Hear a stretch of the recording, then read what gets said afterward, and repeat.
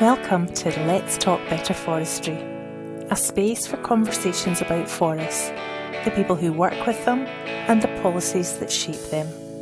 We're here to slow things down a bit, to go beyond the headlines and hear from the people behind the work, in their own words. Honest, thoughtful, sometimes messy conversations, but always grounded in real experience. And welcome to the Let's Talk Better Forestry podcast with myself, Morag Paterson. And today I am joined by Jamie McIntyre, who is a fellow FPG member and also Woodlots director. And he is a freelance contractor who works with the Woodland Crofts partnership, which is what we're going to be talking about today. So first of all, welcome to the podcast, Jamie. Thanks very much for joining us. Would you like to just give us a little bit of background about how you got into woodland crofts, and then actually we'll ask you to explain woodland crofts are for the wider audience who might not know. Sure, thanks, Morag. I'm delighted to be joining you today. Yeah, I mean, my personal interest in woodland crofts goes back quite a long time to the 1990s. I was quite interested in different forms of forestry, which I was working in at the time and still are really. I was also interested in crofting, partly because I was married to a crofter's daughter, but also because I'm genuinely interested in the model. And around that time, during the 1990s, I, and not exclusively myself, but others too, started to think about whether the crofting model could actually be applied to managing woodlands. And that was important because the crofting sector had been very good at selling its benefits, what it was contributing to society. And once we started to wonder, well, would that work with woodland management? You had this very compelling vision of a management model of woodlands that delivered all sorts of benefits. And I myself wrote a wee paper on it. I know people like Neil Sutherland was thinking about it with his more comprehensive paper about, I think he was calling it Whitebridge Forest Farms. And anyway, there was this kind of discussion in community and woodland circles about this. And fortunately, that coincided with some fairly major consultations. Forestry Commission, as they were then, did one about the National Forest Estate. And a lot of people responded to that saying, well, we'd like to see woodland crofts. And to their credit, they took that away and they set up an official steering group. Unfortunately, I wasn't able to be part of that because I work for the Forestry Commission, but not in that particular role. But I was kind of kept in the loop, and they produced a really good report, which I'd recommend to your listeners if they want to look it up. It's on our Woodland Crofts website. And it basically outlined, the benefits that might arise from woodland crofts, specifically on the National Forest Estate. But actually, when you read the report, it was much more general than that. And the glib thing to say is the rest is history. But actually, it's a long, sort of tortuous road, and we're not quite there yet. But various things did happen. There were changes to crofting legislation that enabled woodland crofts to happen much more quickly. And there were also changes to kind of policy and also the Forestry Commission's approach to these sorts of things, which essentially allowed communities in particular to start creating woodland crofts. Mm-hmm. That's great. It's really good to hear some of that history, and we'll try and get some links to those, the website and the reports you mentioned in the show notes so people can dig a bit deeper. So for people like myself who live in the south of Scotland where we don't have crofting, we'll get more into the woodland crofts themselves shortly. But for people outside of the crofting regions, can you just give us a quick lowdown on what a croft in itself is and what the crofting laws are and how they function? Yeah, okay. Well, a croft is an area of land basically that is subject to the Crofting Acts, and it will be in the Register of Crofts if it's a croft. And there's a long history. Everyone will be familiar, I hope, with the clearances that happened in the kind of 18th and 19th centuries. And in many respects, crofting legislation was an eventual response to that. And the government of the day set up a commission called the Napier Commission, and they took evidence from all around the country. And the result of that was the very first Crofting Act in 1886. And that set in stone some kind of basic principles of crofting that remain to this day. So, for example, security of tenure, we still have, and that was really a driving force because, you know, if you think about the clearances, people were being pushed from the land. Now they had security of tenure. You couldn't be removed from your croft if you kept to the conditions of the tenancy. And there are various other fundamentals of crofting that came in, the right to succession, so you could hand it on to your successors, and various other things as well. And over the years, there have been numerous crofting acts. The most recent one, in fact, earlier this year. But one important aspect of that, which relates to your question, is actually where they are, because the Crofting Act defined what they call the crofting counties, and unfortunately, some areas were excluded historically, and yet they had a very similar kind of model of agriculture. So I'm thinking places like Aberdeenshire, Highland Perthshire, that sort of thing. They were not part of the crofting counties, so they've never had crofting. Might come back to that because things are changing. So essentially, the crofting counties were broadly equivalent to what we now consider the Highlands and Islands. However, in the important legislation I mentioned earlier that allowed the creation of new crofts, that came in 2007, that allowed the government to designate new areas for crofting anywhere in Scotland, basically. So that's a power they have. It's a power they haven't much used. What they have done is they've added a few small areas so that the crofting counties, which I mentioned are broadly equivalent to the Highlands and Islands, are now even more closely associated. So, for example, Arran and Bute are now part of the crofting area, and also Murray. And the reason for that was because at the time, Highlands and Islands Enterprise had a crofting development role, and their area of operation was slightly different to the crofting counties. So the kind of two things were harmonized. So that's why, as we speak today, it's pretty much the Highlands and Islands. But as I mentioned, there is this power for ministers to designate further areas where new crofts can be created. Mm-hmm, mm-hmm. So just to check, it's a perpetual right to live on and manage land as long as you meet the requirements of the regulations.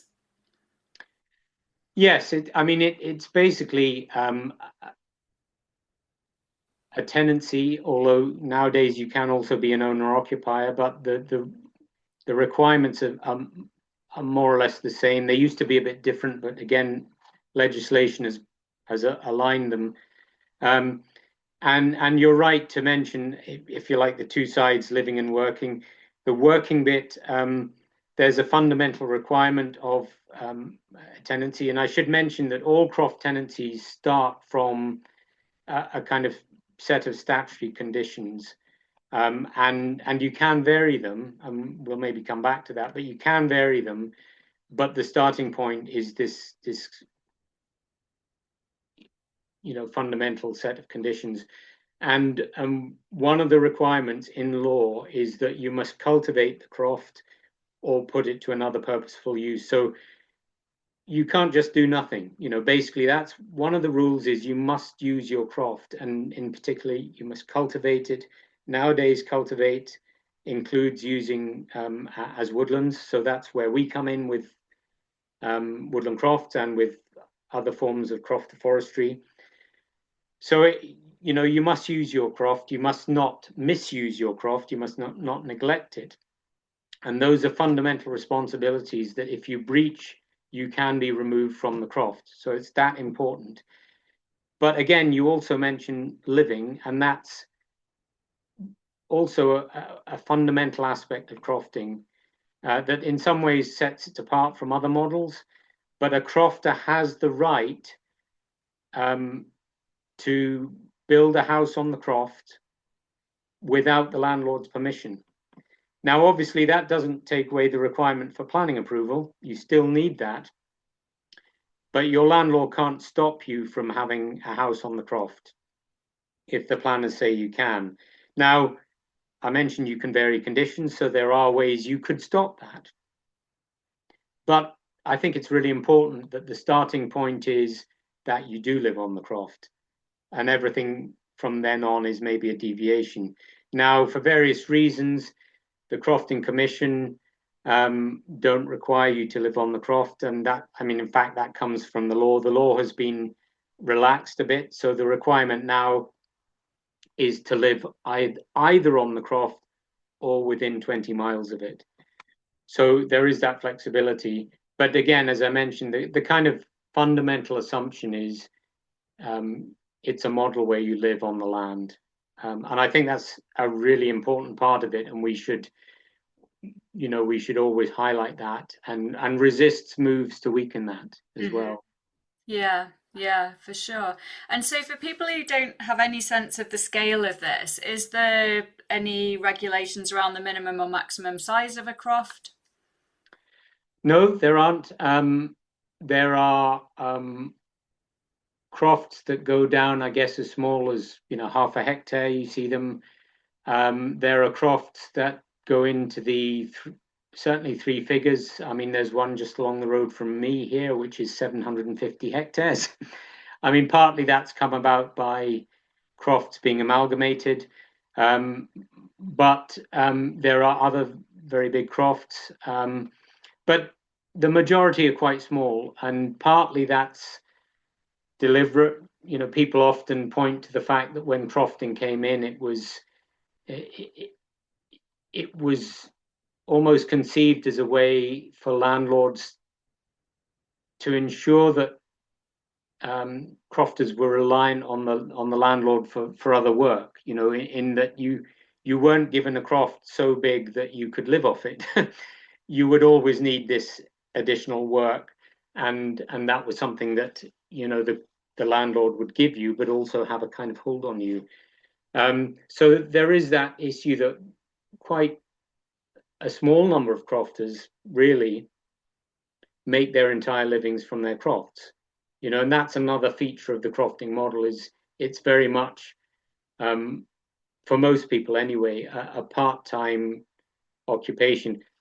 I don't mean that part-time in the sense of just a few hours. It's a lot of work, but it's part-time in the sense that you would have typically another job as well. For most people, as I say, there's a few crofters who are full-time, nothing but the croft, but most will combine it with, all manner of different jobs, or even a business that they run on or from the croft. Yeah, I could imagine there's a bit of diversification these days in the interpretation of cultivating or using the land productively. So that's a really good bit of background on the crofting and the history and the original intention of it. Do you want to tell me and the listeners a little bit now about woodland crofts specifically? What they look like in practice, and how do people make a living from them? Yes, well, we, and by we, I'm referring to the Woodland Crofts Partnership, which I should probably introduce because they're the people kind of behind me. But they're a third sector partnership of 4 key organisations that kind of cover all angles in woodland crofts. We've got the Communities Housing Trust that lead the partnership. We've got the Scottish Crofting Federation. We've got the Community Woodlands Association and Woodland Trust Scotland. And those four partners have this informal partnership. And we look to collectively to kind of champion woodland crofts, to support them, to promote them. And so we have this working definition of a woodland croft, that it's a croft with sufficient tree cover on it that it would be considered a woodland under UK forest regulation. So obviously those familiar with forestry regulation will know that there are certain thresholds in terms of canopy cover, which I won't go into here, but that kind of provides us a baseline for what a woodland croft is. But that's our definition, and it's a descriptive definition. In law, there is no such thing as a woodland croft. A woodland croft is just a croft like any other, and it's subject to all the same crofting legislation that any other croft is. The difference, if you like, is that additionally it's covered by forestry regulation. So that's what makes it a bit different. As to what they might look like, that kind of partly depends on how you arrive at a woodland croft, because although I mentioned the ability that came in 2007 through new legislation that you could create a croft within the crofting areas, and that meant, for example, a woodland owner could create a croft from a woodland, and if you like, create an instant woodland croft that they could then let to a tenant. There was also legislation passed in the 1990s that allowed crofters themselves to plant trees on the croft. Now, traditionally, that was a landlord's, opportunity. But in the 1990s, firstly, it became possible for crofters to plant trees on their common grazings, which is a shared area shared by all the crofters. And then subsequently, it became possible for crofters to plant trees on their own crofts. And the important thing was, in a sense, they could always have done that, but the trees would have been the landlords. From this point on, if they planted their own trees, they were their, trees for them to use and make use of, benefit from. So if you think, back, we're now 30 years on from that legislation, crofters who planted trees in the 1990s could now have crofts that are basically woodlands, i.e. woodland crofts. And some people did that. So that's another way to reach the kind of woodland croft end state, was not simply to create one instantly from a woodland, but actually go back 10, 20, 30 years and plant up your croft. And you kind of end up in the same place. But then there's also a final category of croft, which were crofts that always had woodland on, even since that very first legislation in 1886. And that sort of croft you typically more will find in areas that have kind of ancient and semi-natural woodlands that have historically persisted. So in my area, I'm in the Soonot Oakwoods, we have woodland crofts that are basically part of the Oakwoods. So you've got these different routes into woodland crofting, and that kind of influences what your woodland croft looks like on the ground, to which we can now add, in many cases, when woodland crofts have been created by community groups, they've acquired woodlands typically from the Forestry Commission, now Forestry and Land Scotland, through the various asset transfer opportunities that exist. And they've inherited woodlands that unfortunately are now unthinnable. They've never been thinned, they're mature, they need to be harvested. So the community group has had to harvest them, and quite often they've created woodland crofts after harvest. So we have, as I say, this fourth category of a woodland croft that's a clear fell site.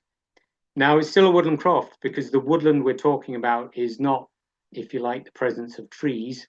It's the land use. So as you'll know, when you harvest trees, you haven't changed the land use, and there'll be a restocking obligation such that the occupier will need to plant new trees or regenerate.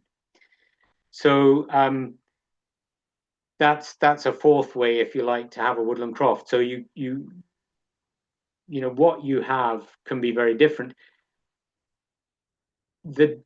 It's fair to say though that the diversity that you could see in woodland crofts tends to exist currently in private woodland crofts, because as I mentioned, when communities do this, they almost inevitably buy the land from Forestry and Land Scotland, which tends to imply a certain kind of woodland and also a certain stage of woodland.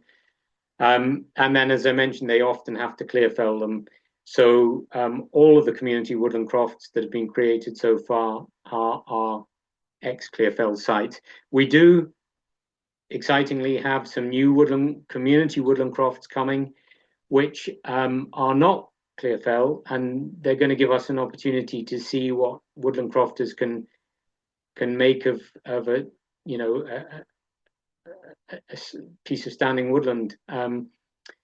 But we can also look at private woodland crofts, because many people have been enthused by the model.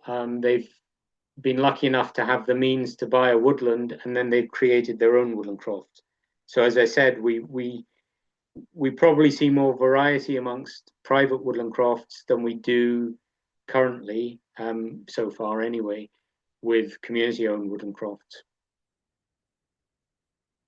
And so, yes, I didn't realise quite how diverse the kind of model was. What are the kind of ways people can make a living? I mean, I'm assuming you've mentioned clear fell, so there's obviously timber value in that.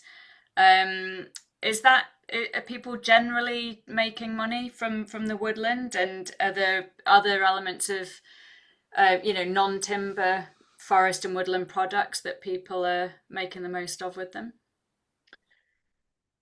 Well, I think the first thing I'd probably stress is that we wouldn't expect clear felling really to happen under a woodland crofts model, and the reason we've had it so far is really it's predated the creation of the crofts. I think certainly when we advise people and we promote the model, we basically suggest that clear felling isn't really the right approach to having 3, 4, 5 hectares of woodland. What you really want as a woodland crofter is a little and often. So it fits much better with a kind of continuous forestry model than it does with clear fell. And I pick up a couple of points on that. Firstly, if you did go down the clear fell and restock route, you'd essentially be competing with industrial forestry without any of the benefits of scale or big machines or anything. So the bottom line is you wouldn't compete, because they can do everything bigger, better, faster, cheaper. So why try to compete? Do something different, would be our advice. And secondly, when it comes to more of a continuous cover approach, what crofting, and not just woodland crofting but crofting in general, really excels at is what you might call boots on the ground. It's that personal stewardship. It's that presence almost 24/7 of being on your land and becoming really intimately acquainted with it, And I remember we have a blog section of our website, which is unfortunately needing some new material. But I did once write a blog post on this very topic, because I wanted to kind of highlight the fact that, modern forestry is very much kind of based on data through GIS and your surveys, and you'll log onto your computer and you'll be told about your forest. The crofting model is completely different. yes, you should keep records, but your knowledge of that woodland is based on what you saw today, yesterday, last week.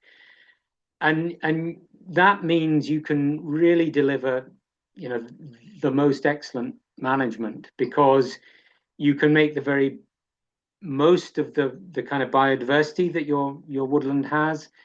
You can make the very best of the timber. You know where all the best trees are, and kind of years ahead of felling them, you can be beginning to kind of grade them in what you're doing with which trees and where.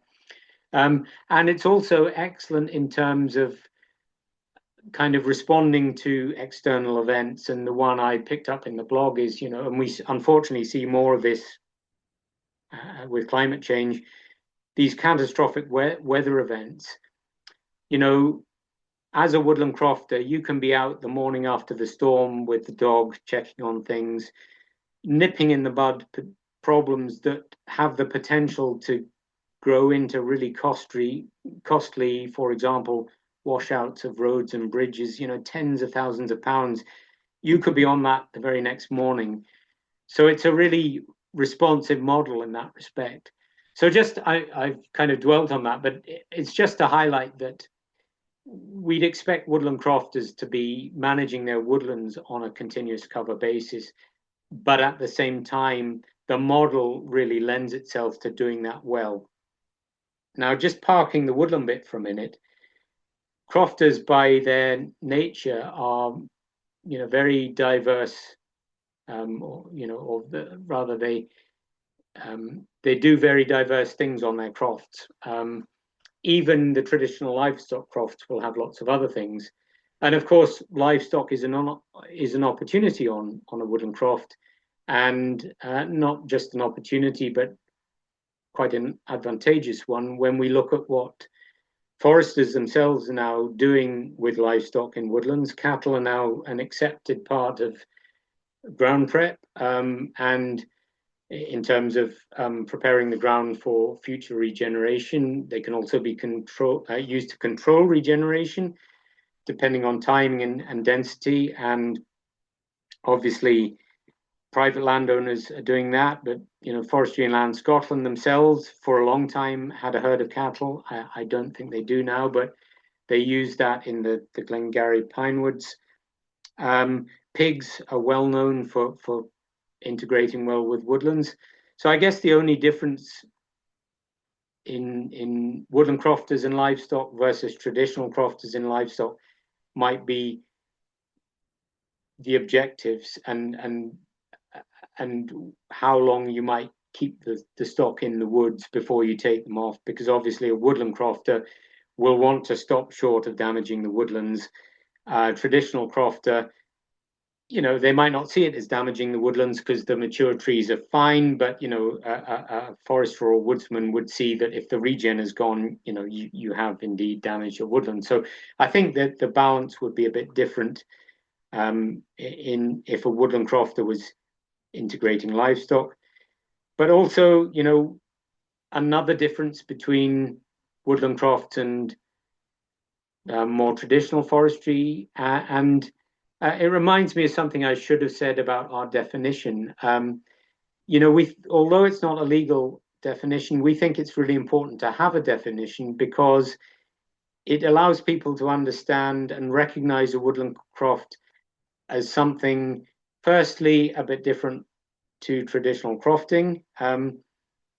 But as I mentioned, crofting is quite diverse anyway, so it's not all that different. We've got crofter forestry already, for example. So, woodland crofting is just an extension of that. In my view, what's more important is differentiating from more conventional models of forestry, which tend to be, for the most part, quite uniform. When people talk forestry or mention forestry, most people will have a picture in their minds of, probably conifers, dark green conifers, large areas, big machines, timber lorries, that sort of thing. So if we're talking woodland crofts, and bearing in mind some of the things I've already said, we're probably thinking of quite a different model, both in terms of on the ground, but looking at it across the glen sort of thing as well. So that's an important benefit of having a definition. But just going back to that point about integrating other land uses, one of the natures of one of the characteristics of a woodland being managed under continuous cover, and also being managed obviously to current standards in terms of the requirements in UK forestry standard to have, for example, open space, that historically many big plantations didn't have open space. So we're looking at woodlands with both areas of open space and structural diversity, with woodlands at all different stages. And so that gives you lots of opportunity for other things. We've mentioned livestock, but you could be doing bees, poultry, huts, big new opportunity from huts. And I'm sure you'll be doing a podcast on huts at some point if you haven't already. You could have your polytunnel growing, fruit and vegetable. And obviously in your open space, you could have sheds, workshops, places you can run a business from. So there's all sorts of different things you could be doing on your woodland croft. Some of that might be influenced by your starting point, but over the long term, all things are possible. Yeah, so it's a really kind of like diversified opportunity, isn't it? And obviously also an opportunity to diversify, forestry in general a bit. I've got loads of questions for you, so sorry, I'm going to try and get them in some sort of sensible order. First one, do you know how many woodland crofts there are and how many hectares we have of woodland croft? Or is that... We don't have an exact figure because, for the reasons already mentioned, woodland crofts are not recorded as a separate thing. However, we did in the Woodland Crofts Partnership a kind of sampling exercise where, because nowadays anyway, crofts are when they're registered, they're on a map-based registered held by the Registers of Scotland. So you can look up, where crofts are and what their extent is. It's because it's being phased in, not every croft is on that register. So when we did this sampling exercise, we reckon to cover maybe a third of all crofts. And by going through the process of looking at a croft on the map, comparing it with the Ordnance Survey map, which obviously highlights woodland, and also aerial photos, we were able to kind of guesstimate, is that a woodland croft according to our definition? And when we did that, we reckoned that we picked up about 100 woodland crofts.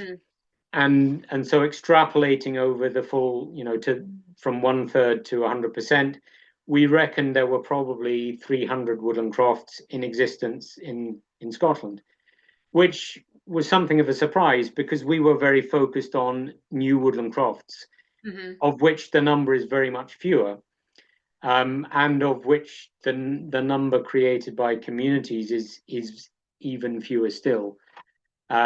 So at the moment, community-owned woodland crofts are a kind of minor proportion of the total.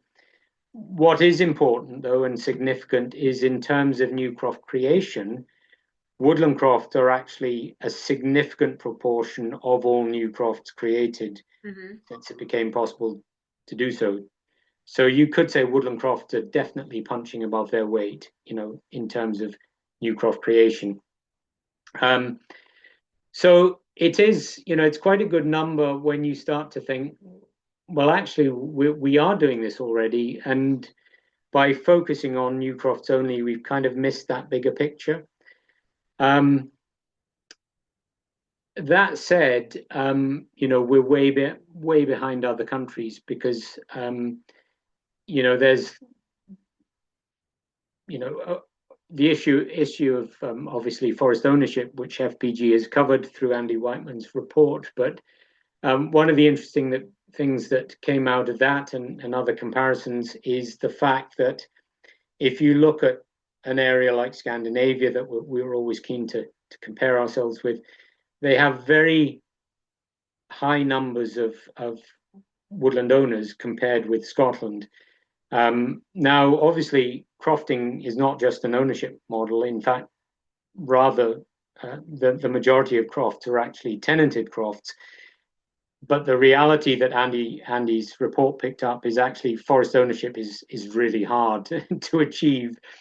So the fact that we have a tenanted model is good, and adds to that opportunity. But it means when we compare with abroad, we really need to compare with ownership, because that is so common. You don't really need to have a tenanted model of woodland occupation, because there's lots of woodland owners. But the point of mentioning that specifically is that if you look at a country like Finland, there are something like 900,000 individual owners of woodland in Finland. Some of that is jointly held, families, but it's, as individuals, there's 900,000 plus people who can say they own a woodland. And the kind of killer statistic for me when I looked this up was, and half of those people live on their woodland holdings. And that just blew me away, because I just thought, well, a forest holding that you live on, I mean, that's a woodland croft. And we're talking 300 in Scotland. We're looking at 400,000 or 500,000 in Finland alone. And you think, wow, we've got a long way to go, but it does illustrate the potential. And also worth mentioning, we do have the demand. It's not like we could do this, but no one wants to do it. We have a huge demand for woodland crofts, and at the moment it's outstripping supply by maybe 10 to 1. So any new crofts that get created by, community landowners or philanthropic private landowners, they'll get snapped up straight away because of that huge demand. So, we've got not just this fantastic opportunity, but lots of people wanting to take up that opportunity. Yeah, for sure. There's so many people looking for small bits of land to live on and manage. I'm going to ask about alternative models in a minute, but I just want to come back to this European question and also how it relates to the Scottish legislation. When you say there's a right to succession in Scotland on a croft, does that have to be to a single recipient, as opposed to in Europe where, well, in some countries certainly it would automatically be split equally between the surviving children or equivalent? Yeah, it's a good question. And it's one of the areas where there is a difference between owner occupation and tenancies in crofting. Now, an owner-occupied croft is basically property. So crofting law doesn't get involved in who can inherit it. So that would be a case of, if a crofter left their croft to all their children, and it was an owner-occupied croft, it would be jointly owned by those children. A tenancy is different, though. A tenancy can only be held by an individual crofter. Interestingly, the recent crofting bill that I mentioned that passed earlier this year did actually look at introducing joint tenancies, but the idea was dropped for various reasons. So, the short answer is no. A croft tenant is an individual, and they occupy the whole of the croft.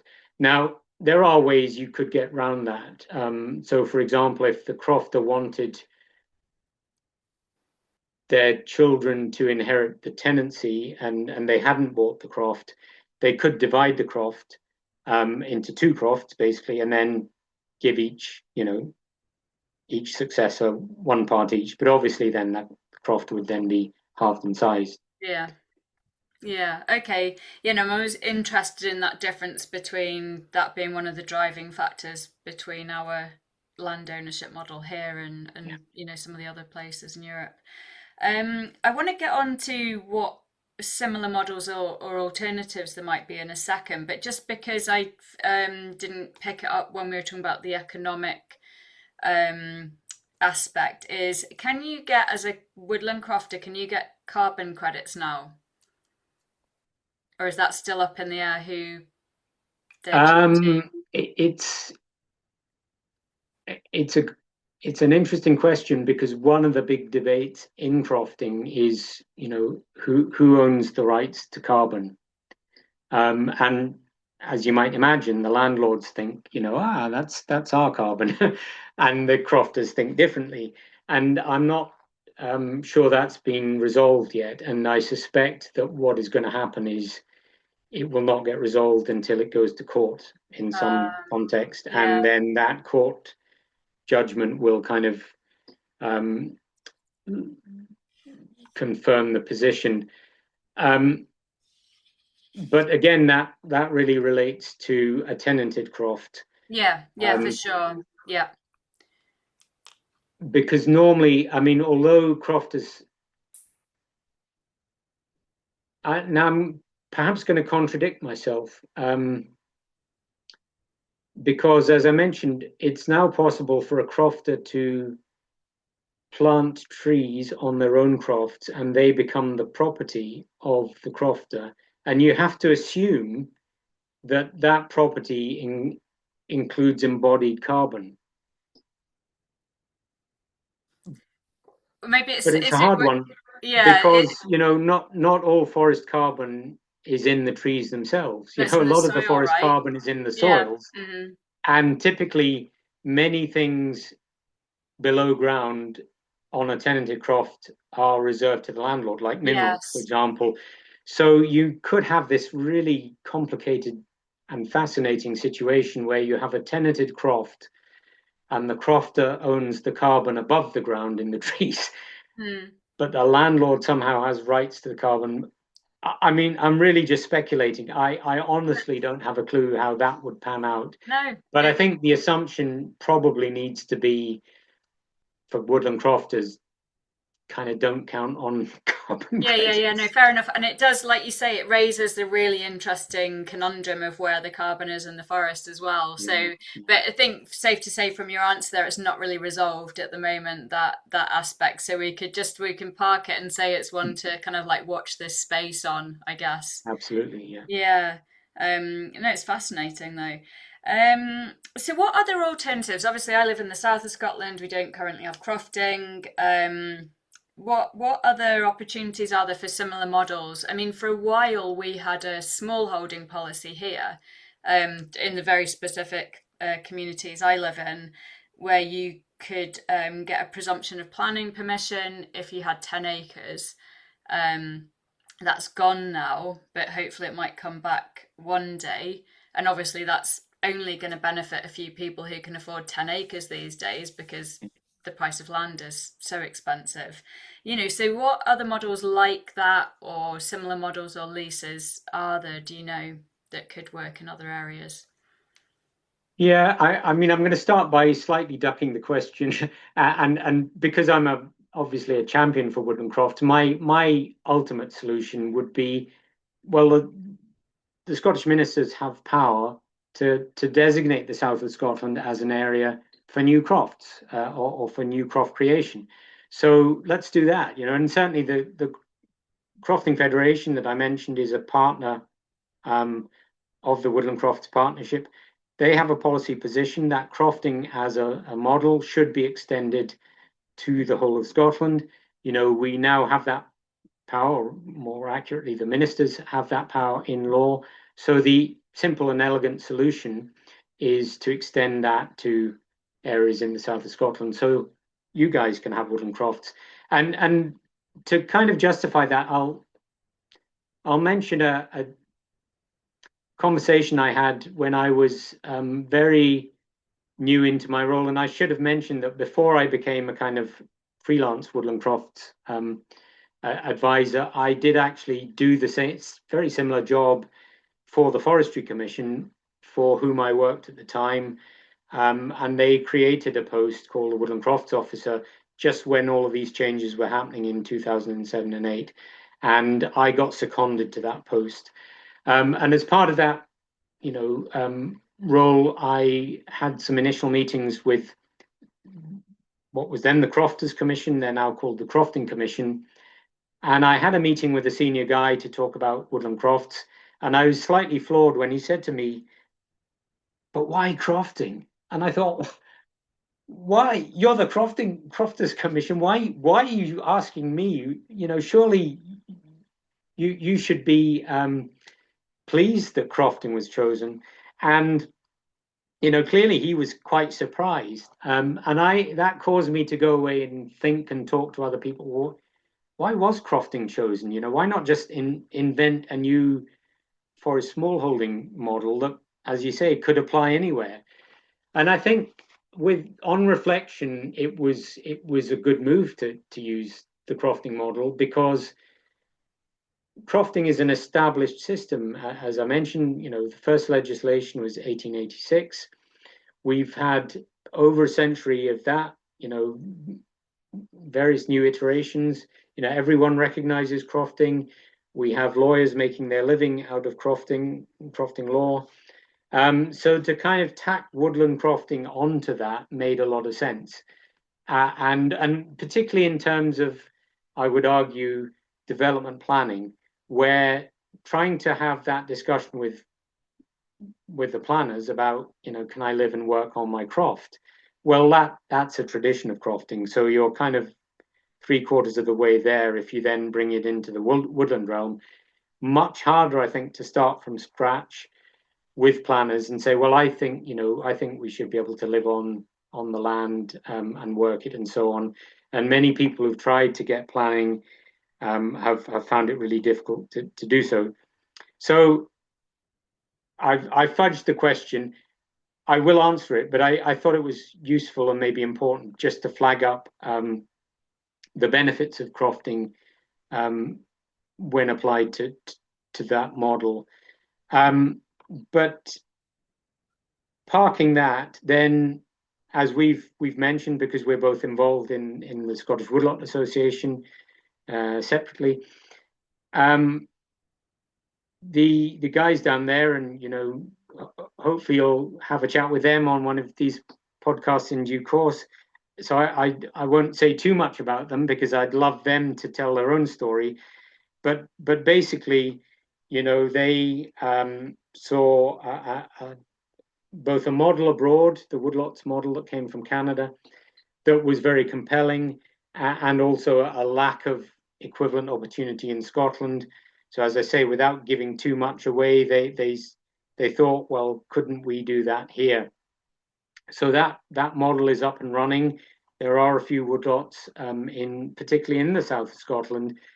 But I guess the key difference, and there are various differences, but the most fundamental difference between the two models is this issue of housing.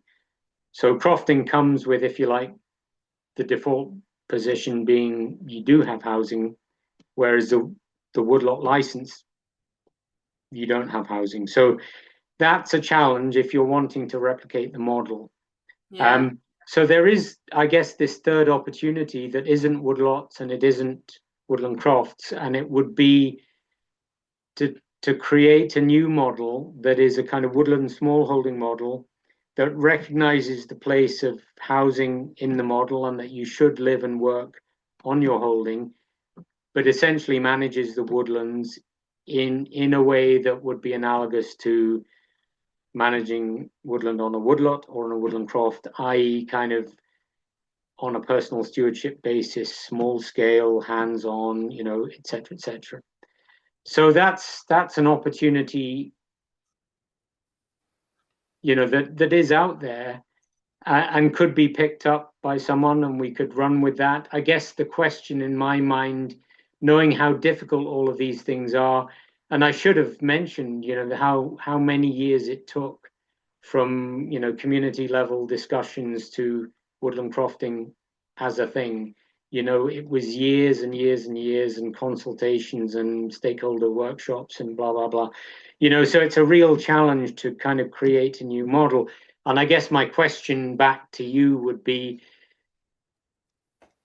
would the best investment in time to get something up and running in the south of Scotland, would it be lobbying the government, which is essentially a political thing, get onto your MSP, get your councillors involved, is that likely to be quicker and easier to get a political decision to get crofting included in your area of the south of Scotland, that you can then just adopt woodland crofting with everything that's gone before?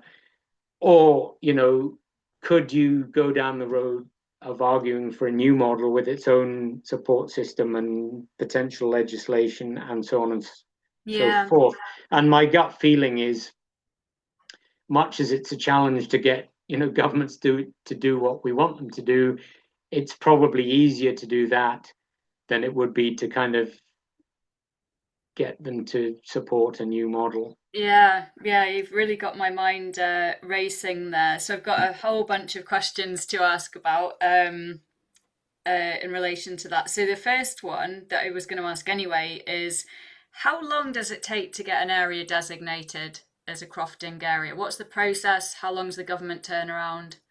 Well, that's a really interesting question, and it kind of the kind of clue is what I mentioned in my previous answer about it being a political decision, because one of the things we put to the government when we were involved in a separate crofting stakeholder group, which allowed us to have quite regular contact with Scottish government officials, which was really useful. But it allowed us to ask the question, basically, we were aware from crofting legislation that the ministers had the power to create new areas. We knew they'd done it before in the case of Arran and Bute and Murray. So our question was, well, how, it's the same question you just posed, was how does that work? What's the process? Where's the application form? Where's the guidance note? And it took some time to get an answer for reasons that became obvious. And that was, well, there isn't a policy, there isn't guidance, and essentially we're not doing it. It's basically a power that we have in law, but we have no plans to do it in future. And obviously we were keen, and the Crofting Federation were keen to see that power used. So we kind of had a conversation, well, so what road do we really need to go down? And then it became clear, as I mentioned, this was a political decision. It was not about, here's our policy, and as I said, look up the guidance, fill in the application form, and it can happen. We're not nearly at that point. What we collectively need to do is to get government to adopt a policy and introduce, criteria. I guess that what we all need is criteria. Under what circumstances, what conditions will the government be persuaded to enact that sort of power that they have? So no one's tried it yet. And as I said, I think that's going to be a case of speaking to elected representatives, both at local councillor level, particularly your party political ones, because they have colleagues in government, but also talking to MSPs. I think one thing that we did get from our discussions with the government officers, I should say, rather than politicians, was a kind of understandable nervousness about new areas being brought into crofting. I mean, crofting has its issues. It's probably fair to say, we need to acknowledge that. And there's a backlog of regulation that the Crofting Commission is trying to catch up on, and they're working through that now. But historically, a big backlog built up, and a lot of regulation was kind of lacking. So, I guess politicians tend to say, well, we need to fix what we've got before extending it. Now, I push back myself quite strongly on that, because one of the differences between woodland crofting and traditional crofting is we don't have a load of woodland crofts that are being neglected or misused, where the solution is, tighten up, regulate harder, get your absentee crofter back on the croft. We simply don't have that in woodland crofts, so we can't release poorly managed woodland crofts as an answer to the great demand. The only way we can meet the demand is to create new woodland crofts. And that's a bit different from traditional crofting, where you could actually release new crofts by getting absentees to give up their crofts, or to get misuse and neglect addressed. So that's a difference there. Mm-hmm. But going back to the process and the possible way forward, having said what I did just say, I don't think it's likely that the government would be persuaded to extend crofting wholesale to the rest of Scotland in one go. I suspect, and the vibes we picked up from officers were essentially, if you want to lobby politicians, fine, but you probably need to be looking at a defined area. So not the whole of Scotland, but a specific area that you can define on a map. And as you'll be well aware, because you live right next door, there was an area proposed in Galloway for a new national park. Now, for us, that would have been a perfect opportunity to say, let's introduce crofting to the national park, because we have a boundary that would then be defined in law. Whatever statute that was used to create the national park would define that boundary, and we could kind of piggyback on that and have woodland crofts introduced. And we used our social media channels to kind of raise this point that actually national parks bring opportunities, but they also bring pressures. And one way to address those pressures would be through crofting. Now, I'm not going to ask where you stood on the national park, but the reality is the national park didn't happen. So we didn't have that. But the thinking behind, define a specific area, should apply elsewhere. I think if there's someone in the south of Scotland that wants to try and get woodland crofting extended to their area, then I think the first thing they need to do is think about, what area are we talking about? Also, I mean, another obvious one is,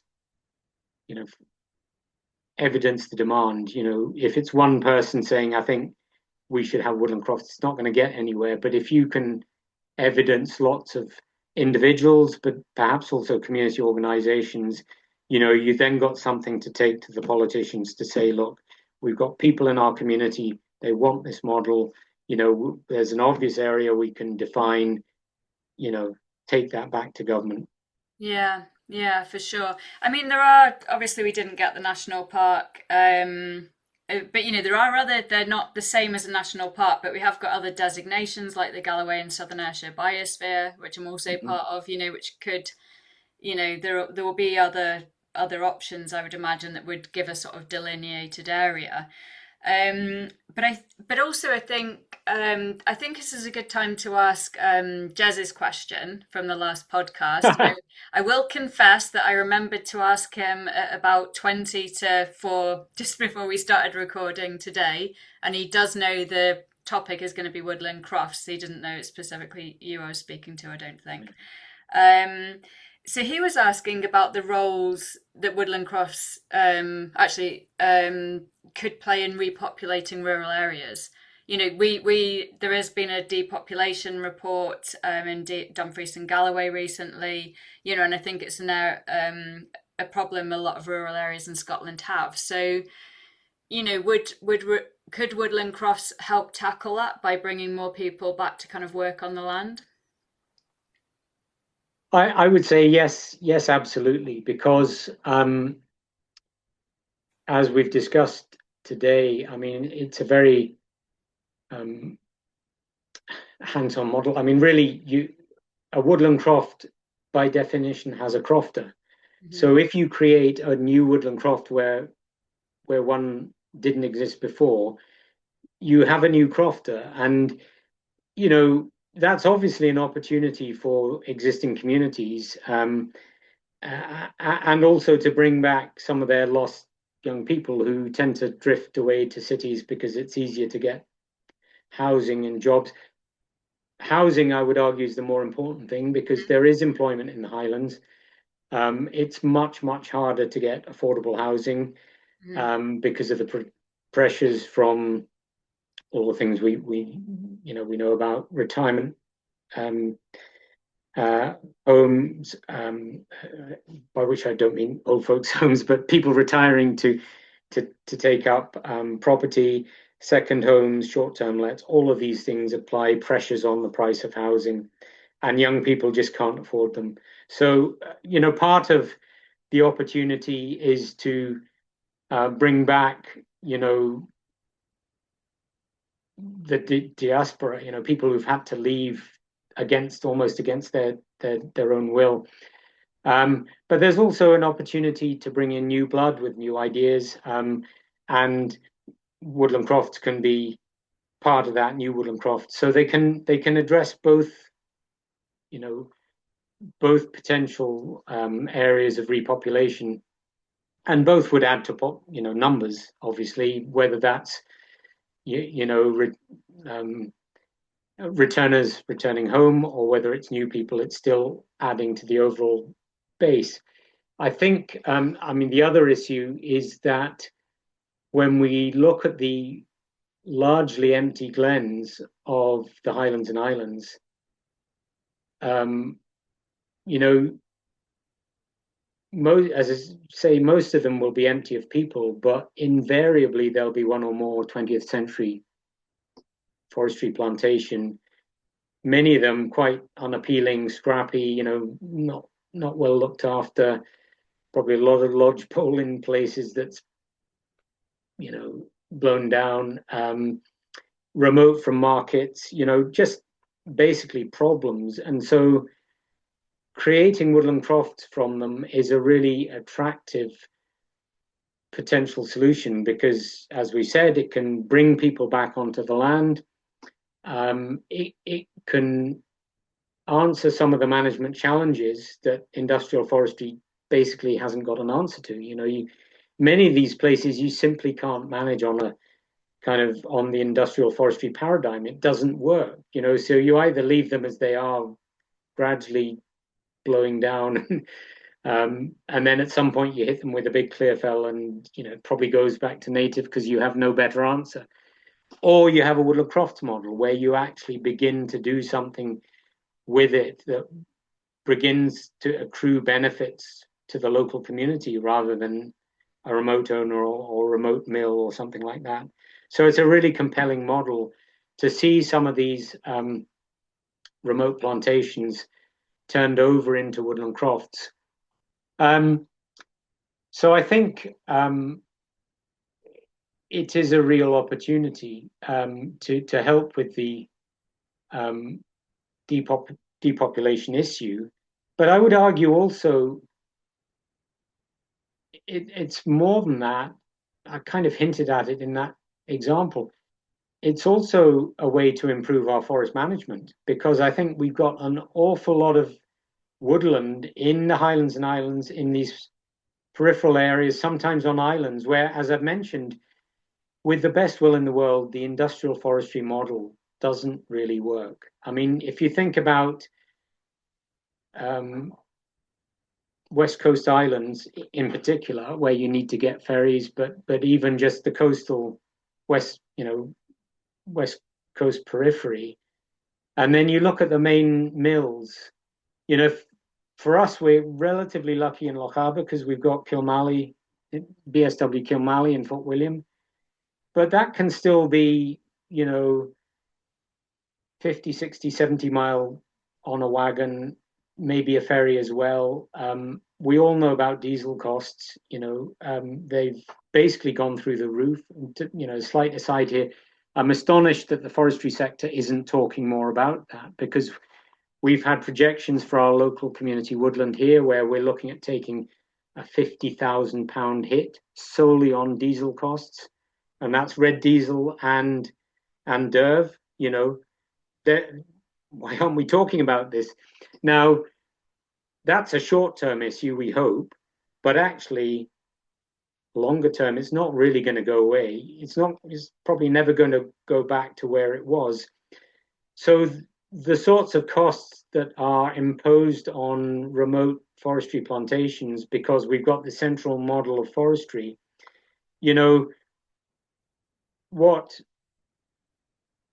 isn't working, you know, what hasn't been working for the last few years isn't working right now because of, you know, global geopolitics, and is never really going to work in the future, means we have to think about a different way of managing a lot of these remoter forests that are far from, you know, processes and so on. And personally, I think we could decentralize processing a lot. You know, that might be another good podcast for you, but I don't think it's the only answer. And I think communities level management of woodlands is a big answer, and local processing off the back of that, whether that's community-owned local processing or simply local-owned and thriving because communities are willing and able to direct their produce to the local mill rather than elsewhere. And into that mix, I would argue, falls woodland crofting. So, I mean, I feel I've slightly digressed, but I think it's probably worth doing that to highlight that woodland crofts don't exist in isolation. They're part of this kind of wider forestry and economic. There's a word on the tip of my tongue that I've forgotten, so I'm going to be more clumsy and just say framework. But there's a much better word: ecosystem. That's ecosystem. Brilliant. You know, part of that wider ecosystem. So woodland crofts fit into it, along with these other things. You know, you talked about depopulation. You know, we talked about housing as well, because that can be part of that. I mean, absolutely. If we bring people in, where are they going to live? They need houses. Well, have a house on a woodland croft, ideal.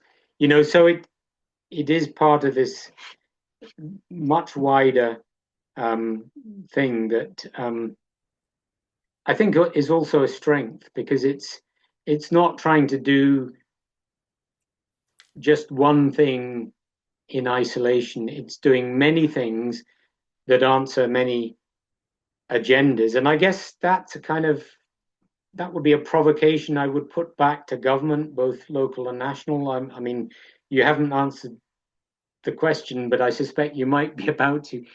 You know, seeing as woodland crofting delivers against so many of these population and so many against these government agendas. You know, you've mentioned depopulation.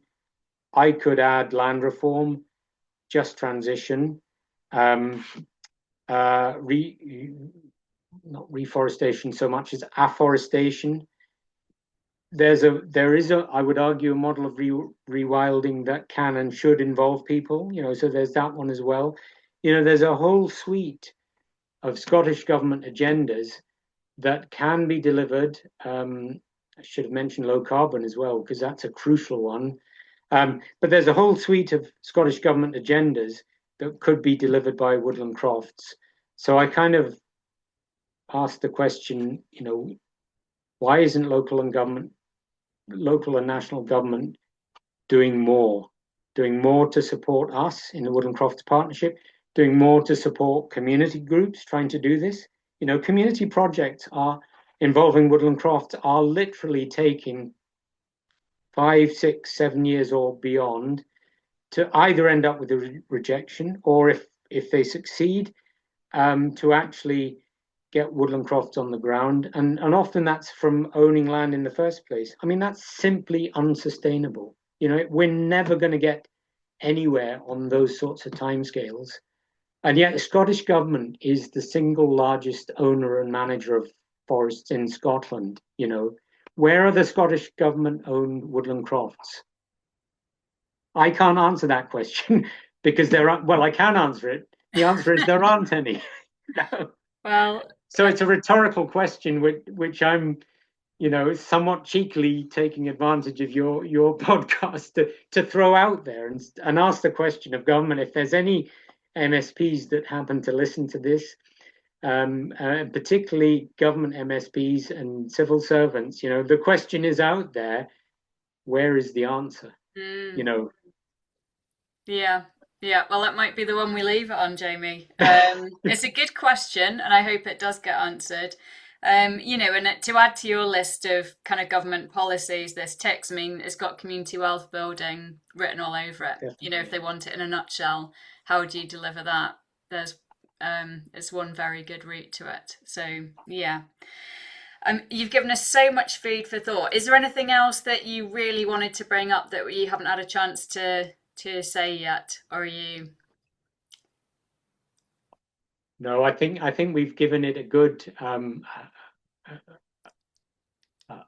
thrashing. Yeah. I mean, we could talk for the same again quite easily, because there is so much to it, and But I think I would hope certainly that anyone who isn't familiar with the model will now have, if they listen to the podcast, will have a kind of understanding of where woodland crofting has come from and how it benefits both individuals. I mean, I guess we didn't talk that much about how it benefits individual crofters, but it does. But it also benefits communities, the kind of model as a whole. We've seen that especially, because I guess the one word we haven't used that really comes up in every forestry conversation nowadays is resilience. We need to finish by mentioning resilience, because crofting itself is a resilient model, and we've seen that in things like COVID, when our supply chains were disrupted. Local food becomes really important, even if it's not everything. A contribution is important. Obviously, local energy sources, timber being a source of wood fuel, and so on and so forth. So it's resilient in times of pandemics, but it's also, we've had disruptions from storms. Particularly, we hear a lot about, for example, on the West Coast and islands, ferries. Not every ferry disruption comes due to breakdown. You'd be amazed to hear we also get a lot of weather disruption. So being kind of without your link to the outside world for a few days, again, crofting helps sustain communities, and I'd argue that woodland crofting very much does the same. So as a system, crofting and woodland crofting is a good resilient model for communities to have, but also as a forest management model, I would argue woodland crofting is a resilient model. We talked about the response to external events earlier. We have that in woodland crofting very quickly and instantly. Again, because of the scale of management, you'll be looking at, if you do have machinery, it's going to be tractors, winches, trailers, that sort of thing, fairly compact, fairly small scale, importantly available locally. So if you need to shift trees, open up roads, that sort of thing, you've got the equipment on site or nearby. You're not waiting for a low loader and a big machine to come in from elsewhere. So again, that's really resilient. In my community, for example, he's not yet a woodland crofter, but there's a guy, he's got a couple of Valtra forestry tractors, big winch, big chipper, trailer. He's really well equipped, but he's working at a different scale to industrial forestry. But when stuff happens, in storms, he's the first point of call for everyone. Yeah. And I would like to think that woodland crofters, ideally they would share a lot of equipment. That's part of the crofting model and the crofting tradition. But yes, share a decent tractor, share a trailer, share a winch, and then, with your fellow woodland crofters, get out there and clear the roads, that sort of thing. So, although it isn't an agenda that we can put a name to, like the other agendas we've highlighted, you could call it a priority that we can kind of flag up to local and national government. woodland crofting and crofting more generally is resilience. So kind of get on board, help us to help ourselves and look after ourselves. A huge thank you for coming. It would be great to get you back again in a few years and hear how many more woodland crofts we've got and how many areas croftings may be spread to, and catch up on everything that's been going on. So thank you, huge thank you for your time. Thank you to everybody for listening. And as ever, if you want to be kept up to date of when the podcasts go live, if you hit the subscribe button on whatever channel you're listening to it or watching it on, you should hear next time that we release something. And with that, I think we'll say bye for now. Yeah, well, bye from me, and many thanks for having me. I just hope your listeners enjoyed it as much as I did.